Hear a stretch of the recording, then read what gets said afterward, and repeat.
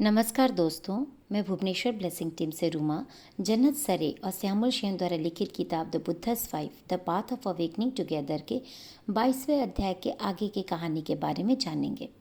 जैसे यशोधरा जी देख रही थी सिद्धार्थ को उनके कक्ष की ओर आते हुए, वो खुशी से भर जाती हैं और ज़मीन पे गिर के रोने लगती हैं। बुद्धा को यशोधरा जी के हर दर्द की गहराई का बहुत अच्छे से समझ में आ रहा था। यशोधरा जी की भावनाओं की चमक और उनके सभी दुखों को वो बहुत करुणा के साथ महसूस कर रहे थे। बुद्ध इंतज़ार कर रहे थे कि वो यशोधरा जी के उठने का। आखिर में यशोधरा जी उठती हैं और सीधे बुद्ध के चेहरे को देखती हैं, ढूंढती हैं बुद्ध में उनकी पहचान को।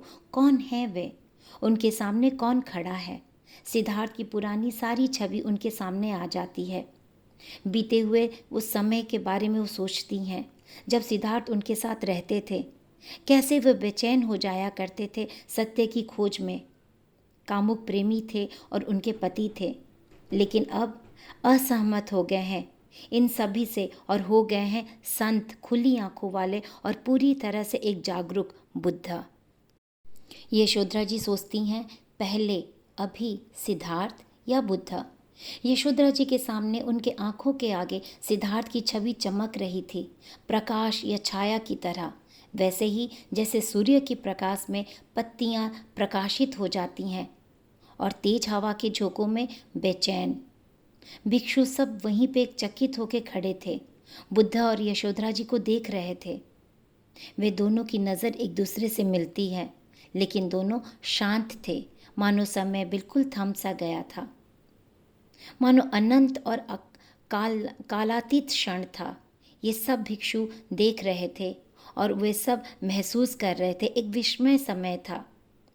एक बूंद आंसू बुद्ध की आंखों से झलक पड़ती है और गालों से टपकती है। यशोधरा जी को इसका मतलब समझ में नहीं आ रहा था। ये बुद्ध के आंसू क्या हैं? एक झलक थी बुद्ध के दुख का, लेकिन बुद्ध और कुछ भी नहीं दिखाए, बस शांत होके खड़े थे। आंसू भी सूख चुकी थी, बस थोड़ा सा निशान रह गया था। उनकी आंखों में कभी किसी ने इतनी निरंतर शांति और करुणा नहीं देखी थी। फिर अचानक से यशोधरा जी समझ जाती हैं कि सिद्धार्थ उनके सामने जो खड़े हैं उनके पति नहीं हैं अब। यशोधरा जी इस क्षण के भाव को महसूस करती हैं और बुद्ध को समझ जाती हैं। यशोधरा जी बुद्ध के स्थायी उपस्थिति को गंभीरता पूर्वक समझती हैं और बुद्ध के उनकी विशालता को छू जाता है यशोधरा जी को। यशोधरा जी महसूस करती हैं कि एक तेज हवा का झोंका उनके शरीर में समा जाता है और उन्हें भी ऊपर उठा देता है, बदल देता है। करुणा और उत्साहित से भर जाती हैं और बुद्ध के भीषणता को देखकर, उनके मानवता को देखकर उन्हें एक अलग सी अनुभूति होती है। यशोधरा जी बहुत ही गहराई के साथ बुद्ध को देखती हैं और अपने आप में भी एक अपनी परिवर्तन महसूस करती हैं। ऐसा लग रहा था मानो बुद्ध के सामने जो खड़ी हैं वो यशोधरा जी नहीं हैं और बुद्ध भी शब्दहीन थे और यशोधरा जी को देख रहे थे। वो पहली वाली यशोधरा जी नहीं थीं। वो यशोधरा जी जिन्हें वो प्यार किया करते थे और उन्हें छोड़ के चले गए थे, वो नहीं हैं। यशोधरा जी भी महसूस कर रही थी कि बुद्ध जो उन्हें देख रहे हैं उन्हें भी महसूस हो रहा है कि वो यशोधरा नहीं है। यशोधरा जी की संघर्ष की गहराई और आध्यात्मिकता उनके सामने प्रकाशित हो रहा था।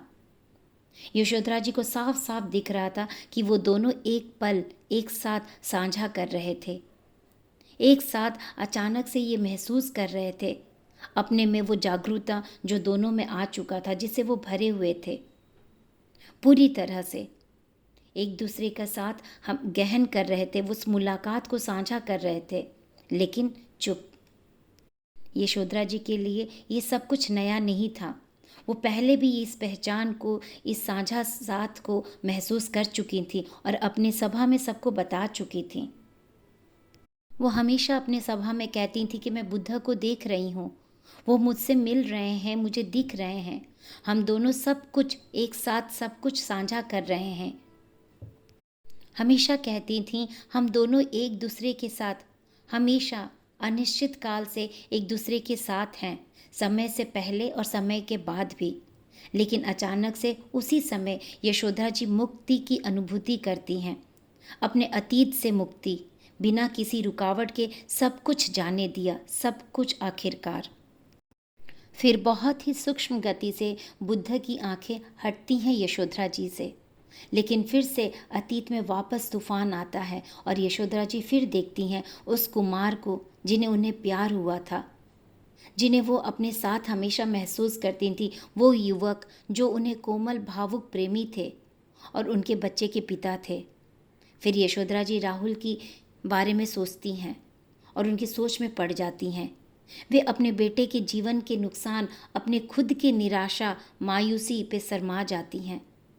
उनकी परित्याग और विश्वासघात पर उनका क्रोध फिर से उमड़ पड़ता है। यशोधरा जी एक बार फिर नीचे देखती हैं, भयभीत हो जाती हैं। वापस फिर अपने नज़र को ऊपर करती हैं और बुद्ध को देखती हैं। यशोधरा जी में फिर से दर्द और पीड़ा महसूस कर रही थी और वो बुद्ध की आंखों को और चेहरे को देखती हैं। बुद्ध भी उनको देखे। हल्का सा दर्द और कंपकपी यशोधरा जी का महसूस किया और फिर सब कुछ चला गया। अब समय था राहुल को अपने पिता से मिलने का। और यहीं पे ये अध्याय समाप्त होता है। नमस्कार दोस्तों।